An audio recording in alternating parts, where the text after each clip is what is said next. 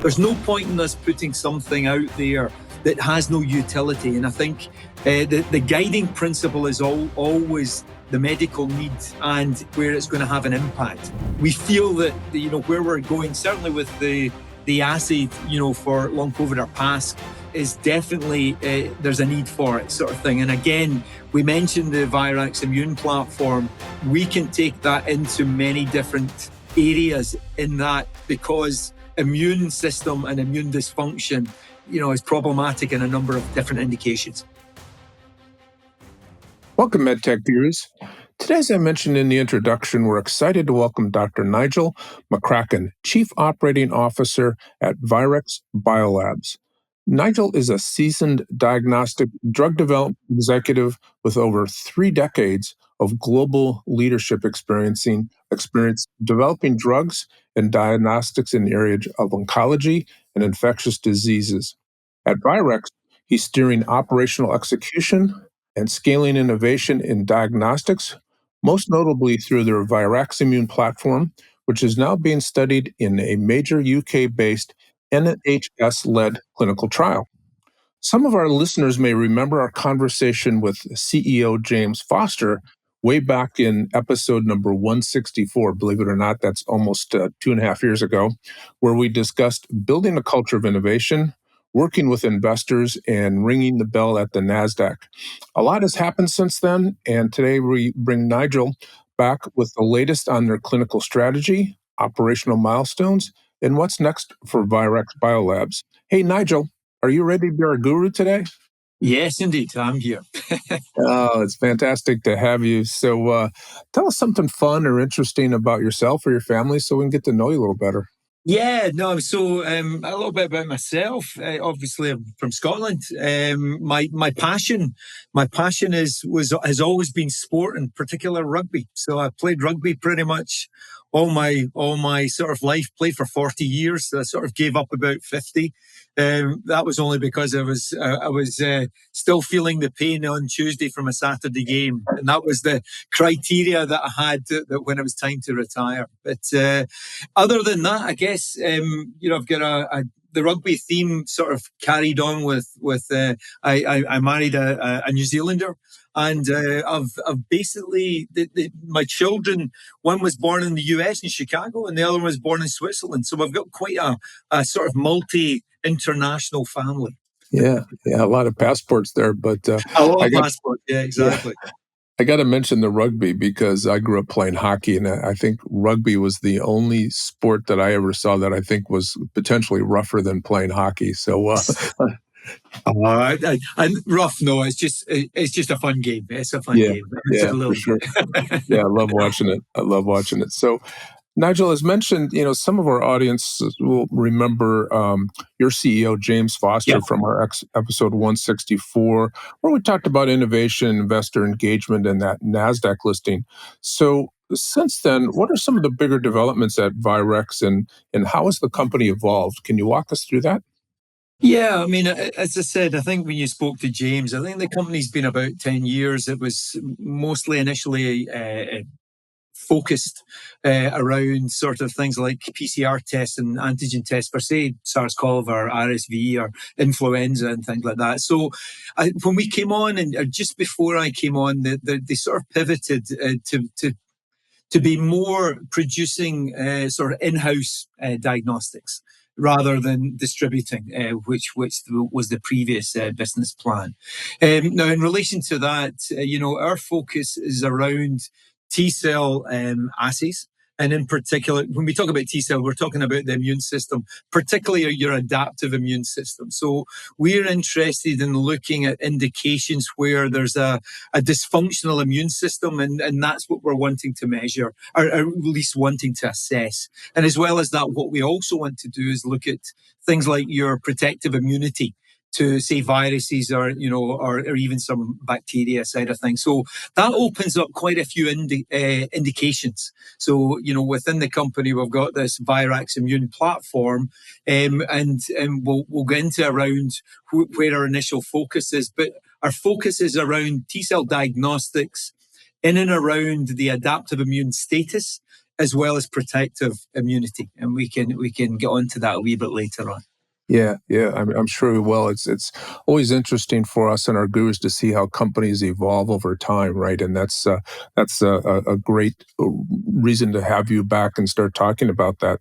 So let's dive in for a minute into the ViraxImmune in the clinical trial, because as you're probably aware, a lot of our gurus out there are entrepreneurs or soon to be entrepreneurs, and Yep. clinical trials get to be fascinating for us. So if I have this right, you're working with the UK's NHS to study post-acute infection syndromes like long COVID, PTLD, and ME/CFS.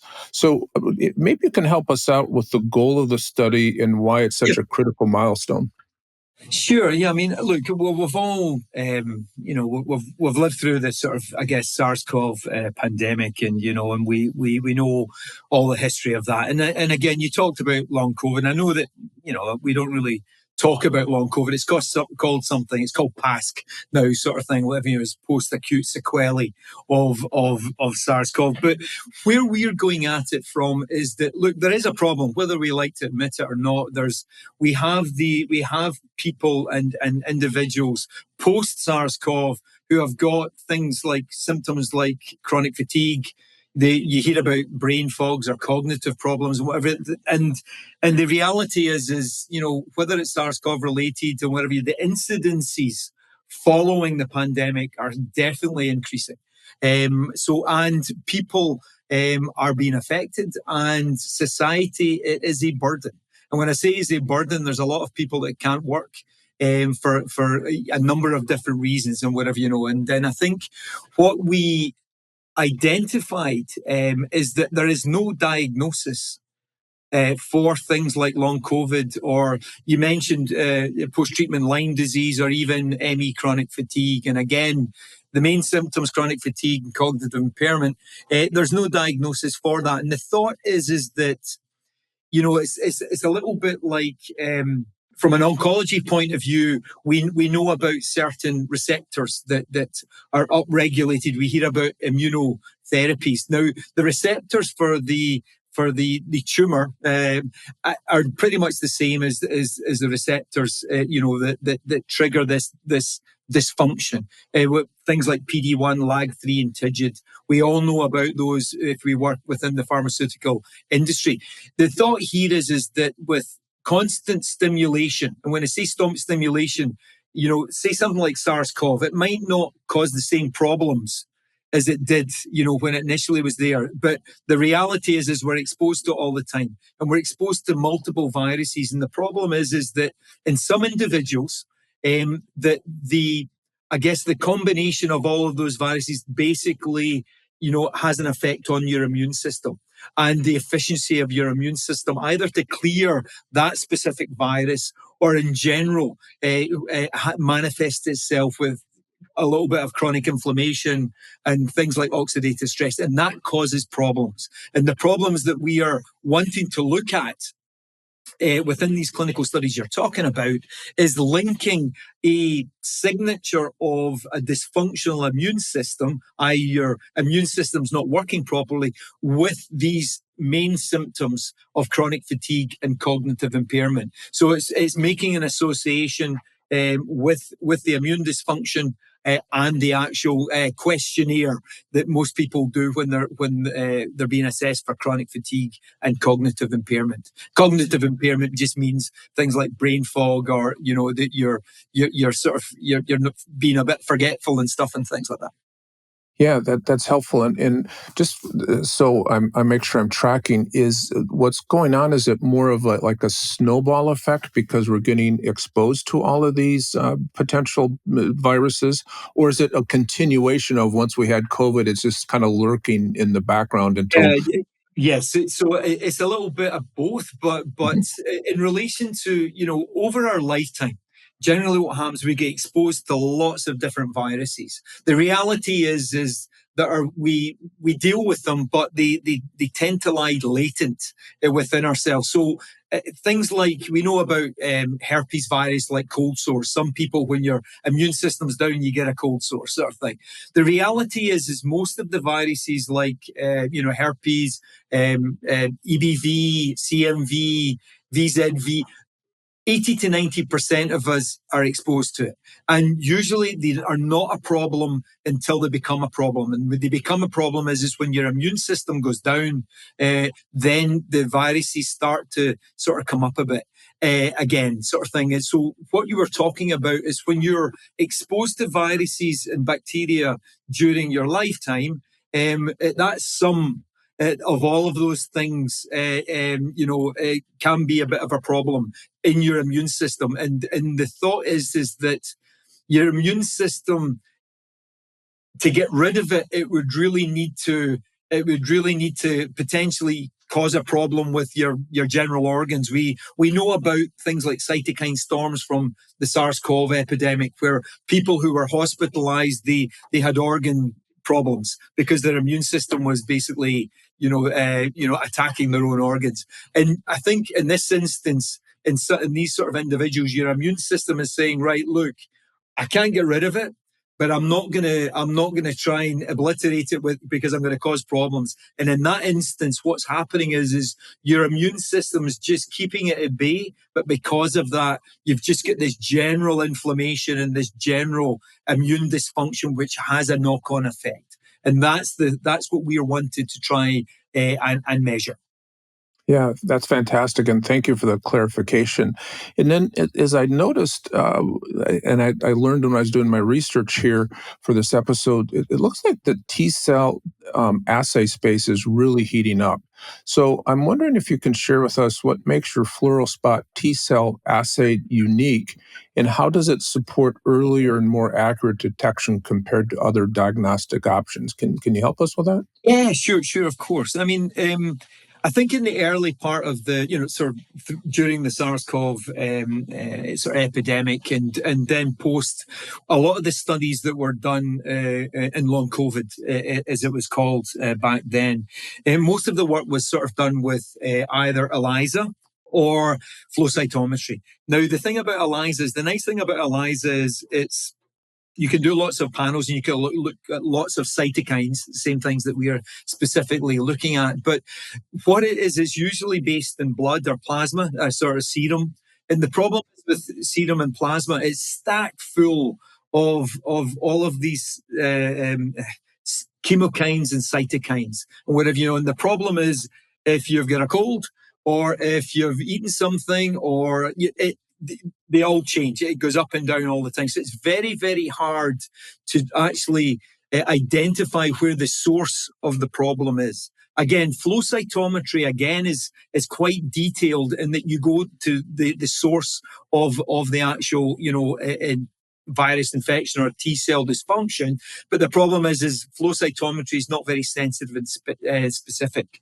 Now, where ELISpot and FluoroSpot, which we are using, it sits somewhere in between. Unlike us using plasma and serum that you did in ELISA and whatever, which is stacked full of all of these signal chemokines and cytokines, when we prepare the PBMCs, or the peripheral blood mononucleosides, this is the intracellular parts of the plasma. You get a very specific signature around the source of where the actual dysfunction is coming from. In that, the PBMCs, you start with nothing until you activate them. So usually what you activate them with an antigen for that virus, or you can use, what we are using is a specific peptide mix, which is made up of epitopes of that actual virus. So the signature that you get when you stimulate with something like a peptide mix with SARS-CoV is a very specific signature related to SARS-CoV and nothing else.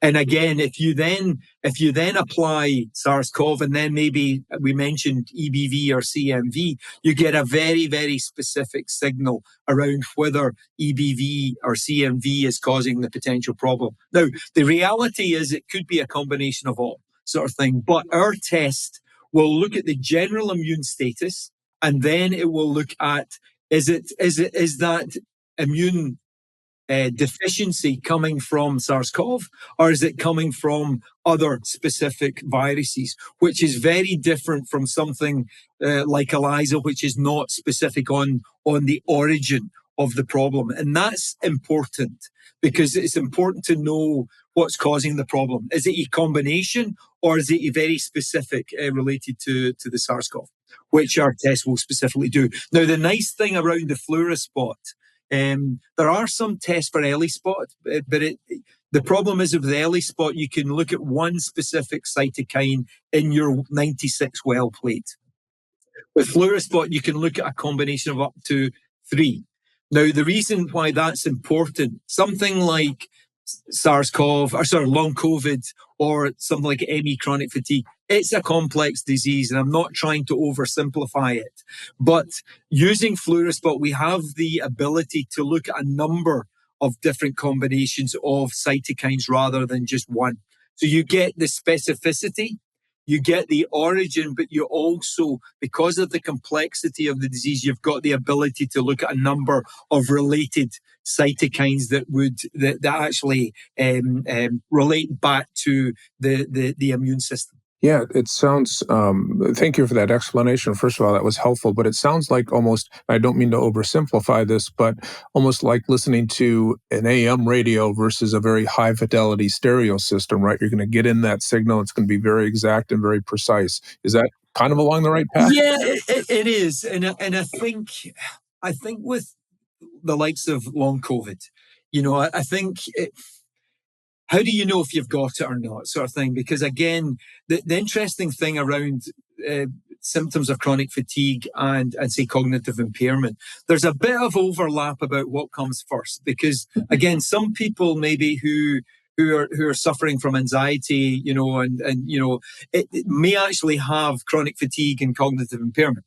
And whereas people who have long COVID may actually have long COVID, and then some of the symptoms that they have are anxiety. And, this test by itself actually may help clinicians to identify what the ultimate problem is around that, the symptoms of the chronic fatigue and cognitive impairment. Is it related to a virus which has not been sort of dealt with and removed? Or is it more related to something like anxiety, depression, or something like that? Because again, it's super important when somebody comes to the doctor initially with these symptoms that they may have had for 3 months to understand what the best option is around treatment. And again, certainly this test or assay will actually help direct whether, is it SARS-CoV that's causing the problem, or is it SARS-CoV plus maybe some other ones, or is it not anything to do with you're scoring low on a chronic fatigue and cognitive impairment, but it doesn't seem to be related to an immune dysfunction, which then would maybe direct the treatment might be slightly different, sort of thing, based on that. So I think our thought here is we want to develop something which is an aid for clinicians who are seeing patients. Because at this moment in time, I think if you speak to people who went through a diagnosis of long COVID or whatever, the patient journey is long, and it could be anything up to 18 months and 2 years. And by that time, it could be that the immune system itself is a lot more problematic than it would be if you addressed it early.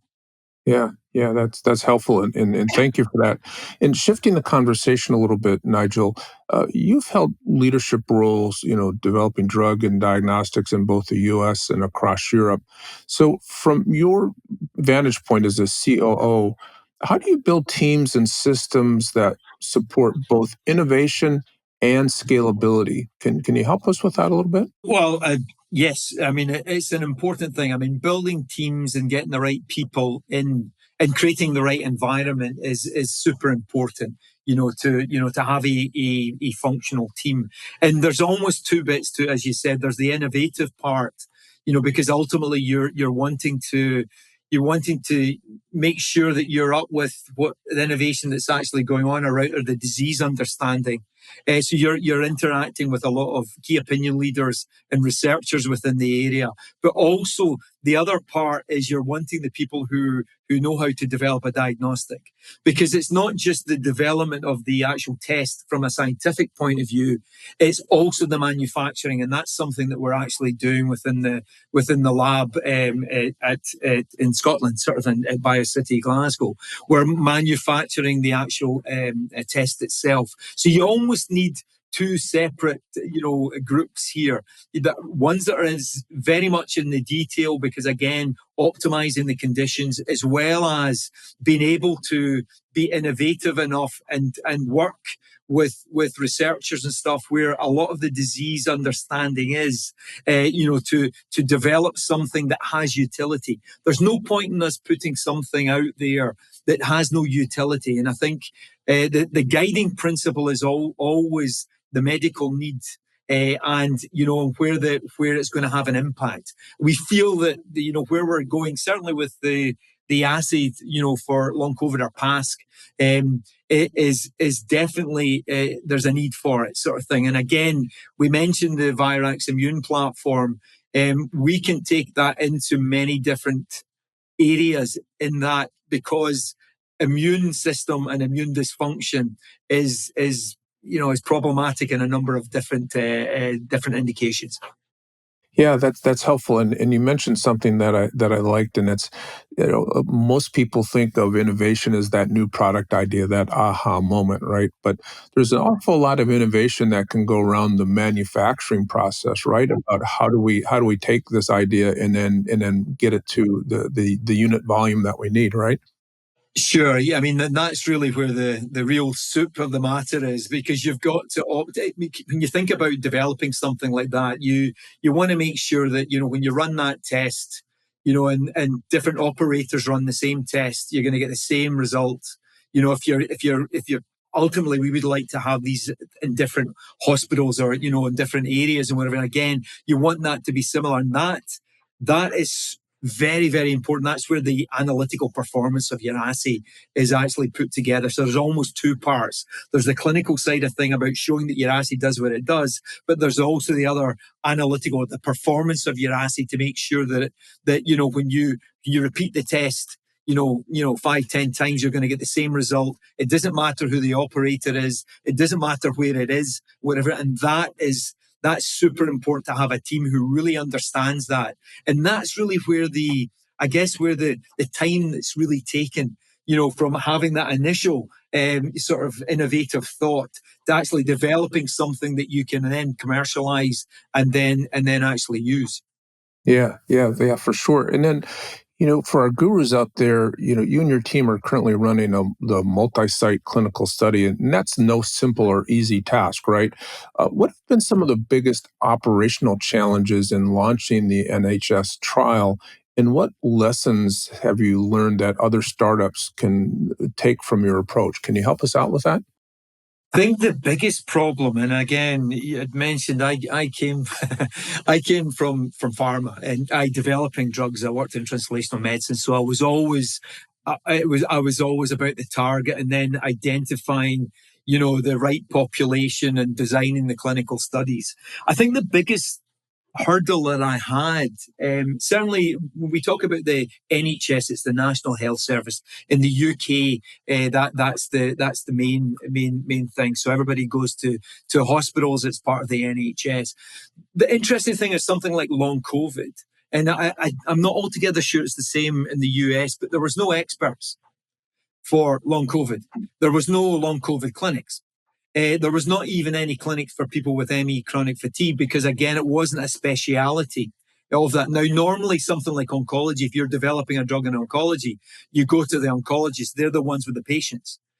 The biggest problem was how do you set up a study? Because ultimately the patients are with the general practitioners, are within the local, and they're the ones that have the patients, and you can't actually engage them to set up a clinical study, because it has to be within a clinical unit. So that was the hardest thing to do, and I guess the other thing is people are just when I say people, clinicians and general practitioners are just super busy in the UK, and whatever, they don't have the time to do anything. So the hardest thing was actually setting the thing up and then actually trying to identify the sites and get people engaged. When I say people engaged, more investigators and stuff and things like that, which, to be honest, I'm not sure it's the same in the US because there are specific clinics. But I think that was the hardest thing. And then, of course, you're going through ethics and stuff and things like that, and just setting things up, making sure that, data protection and whatever. It's just general things that you would normally have to do as part of a clinical study. And I think from a company point of view, and it's always the case for biotech companies, especially if they've been about for a period of time, you're obviously wanting to do things as quickly as you can, because you realize that to get even a diagnostic on the market, you have your initial clinical data, you do your analytical performance, you do your clinical performance, and then you go for a marketing approval sort of thing. And then it really depends on what countries that you're going to specifically do that in, because you usually have to have different populations from, say, the UK or Europe or the US and stuff and things like that. So there's lots of different things you have to think about when you're. And what I would say is the best thing to do is get a team together with people who have experienced it, or if you're going to work externally, work with CROs and stuff like that who are specialized in developing diagnostics and stuff and things like that. But I think it's always nice to learn something new, but in many instances, it's also important to realize when it's best to hand it off to someone else, because they'll do it a little bit better than you will. Yeah, for sure. And it kind of ties into my next question, right? Because you and your team are really working and developing that repeatable innovation engine at Virax, which you kind of touched on there. So do you have a strategy, or what is your strategy to keep new ideas moving forward without slowing down or getting bogged down with this core execution, right? Because you've just mentioned all those moving parts, right? I think, how do you herd the cats, kind of keeping everybody going in the right direction? Sure. I mean, I think, look, the key thing is, and this is even obviously from my drug development days and stuff and things like that, and you'll find it, say, from pharma understand that most of the, I guess, innovation or the real disease understanding around targets and stuff from a drug development point of view are within academic units, within hospitals, people who are dealing with patients who are doing research around that. So it's not any different from a diagnostic side of things. What you want to do is you want to partner with centers of excellence for different sort of indications. So obviously the long COVID side of things, we've been working with people, but again, even something like protective immunity. When we think about protective immunity, we think about vaccines and stuff and things like that, because vaccines, it will provide a specific response of, when you're then exposed to later on, that your immune system will then sort of deal with the problem, sort of thing. The interesting thing about most efficacy that's done with vaccine development is around, do I create an antibody? When in the real important thing is do I have an immune response to that? So this is your memory T-cell response that remembers the virus later on, and then it has an effect. Now, if with that memory T-cell response, that's important. And we talked about, when we think about protective immunity, it's not so much your antibody titer that matters. It matters whether you've got a memory T-cell immune response to that. And you can measure that, we can measure that. Now, when you think about where is that's relevant, that could be relevant for somebody who wants to know if they've got an immune response to, say, SARS-CoV or RSV, viruses that are about. Or it could be for somebody who's even going for a post-transplant. Now, post-transplant, we've talked about these latent viruses. Now, post-transplant, to stop the rejection of the organ, you take drugs to dampen your immune system so that you don't have a rejection. The problem with that is sometimes it has this effect that all of these latent viruses that weren't a problem before then become a problem. So again, it's super important to know how your immune system is potentially dealing with that. Now, is just as important for that is things like neurodegeneration. We obviously, We know that Alzheimer's disease and Parkinson's and stuff and things like that is a real problem, from a societal point of view as well. And again, prevalences are increasing there. But again, there's a real thought here is that what you've been exposed to in the past and how your immune system sort of deals with something like a virus like EBV is quite relevant, to some of these neurodegeneration things. So again, what you need to do is you need to be hooked into the researchers who are looking at these things, who, from a neurodegeneration point of view, understand that chronic inflammation, as well as potentially how your immune system historically reacts to some of these viruses,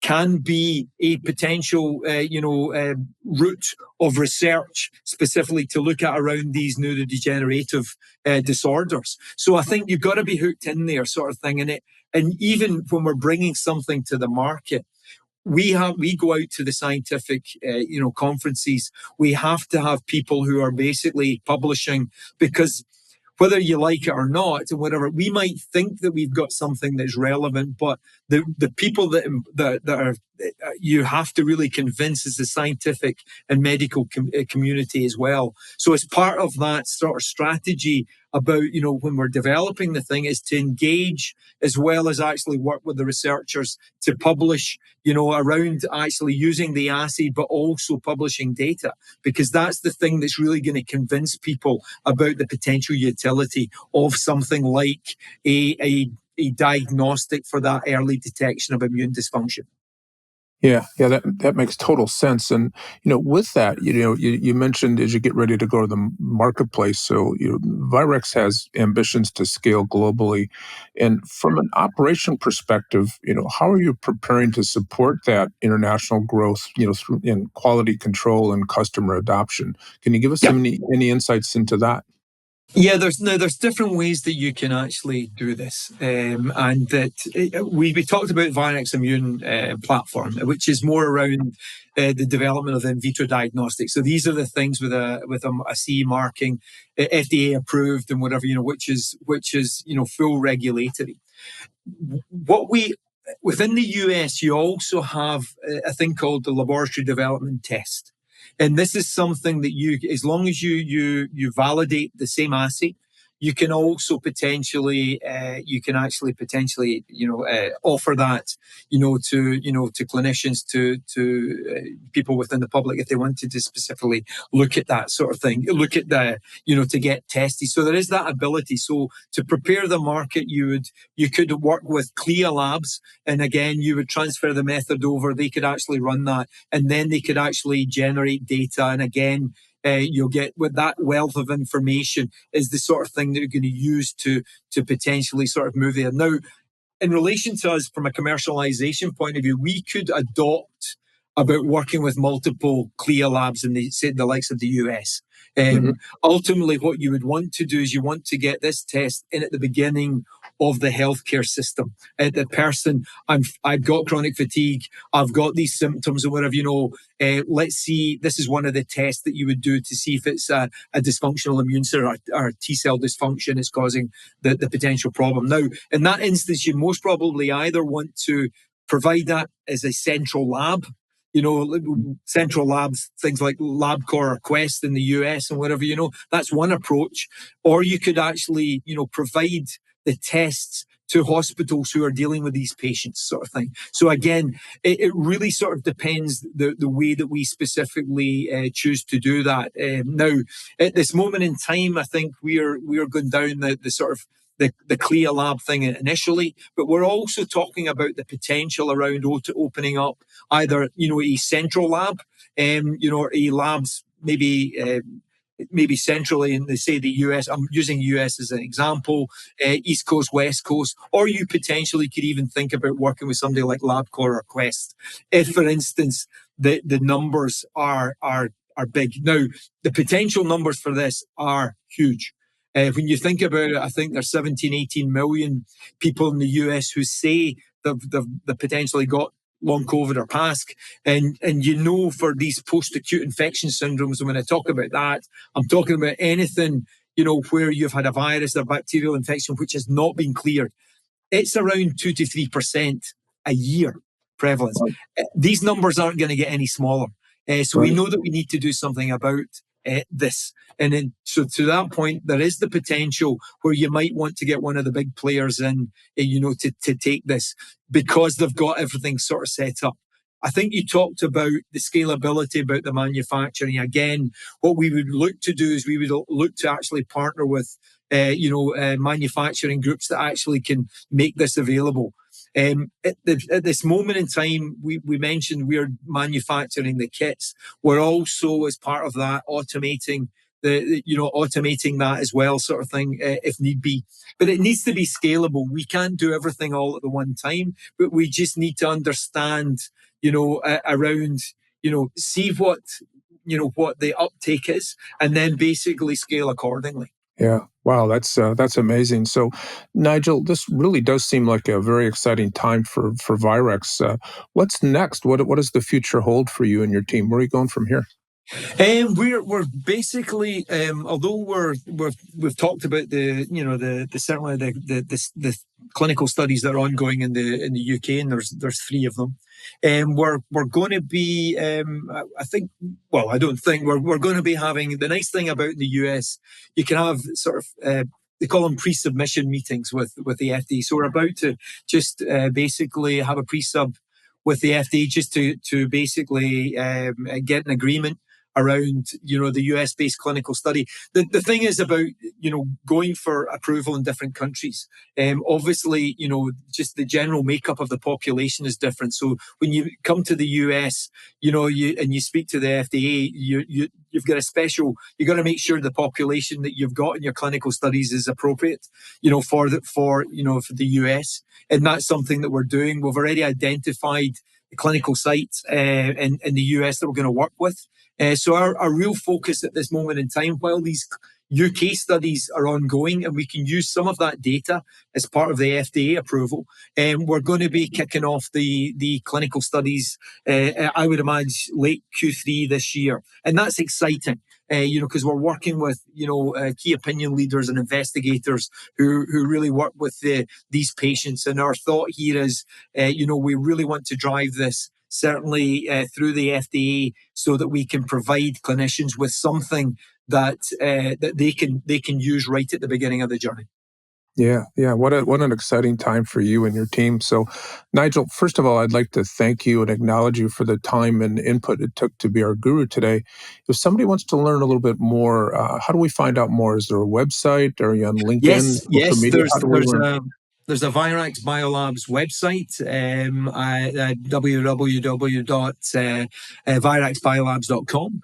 And again, if there's any questions and whatever, you can actually sort of drop it through the website. But it's always been updated. But yeah, no, we're excited. It's a really a busy time at this moment in time. Busy is good as well, sort of thing. So, but the nice thing is we're working with lots of really engaged, passionate people, both within the UK as well as the US, who really do understand, that there is a potential problem that we need to identify and, I wouldn't say fix, but at least provide tools to help individuals sort of identify some potential problems to prevent them getting chronic and problematic later on. Yeah, amazing. It sounds like a very exciting time, and I think you got your work cut out for you, but I can see the passion. So, Nigel, once again, thank you so much for being our guru today. I really enjoyed your input and conversation. Thank you very much. Thank you for listening to MedTech Gurus. I am Sylvester Harris, your MC. If you want to learn more about Tom and his consulting services, you can go to www.pctmedical.com or email Tom at tom@pctmedical.com. Now, I can be reached at Sylvester Harris, that's SylvesterHarris 5048@gmail.com, and I'd be pleased to discuss any voiceover work that you may want for your company or broadcast. Hey, thanks so much for listening, and catch us on the next episode of MedTech Gurus.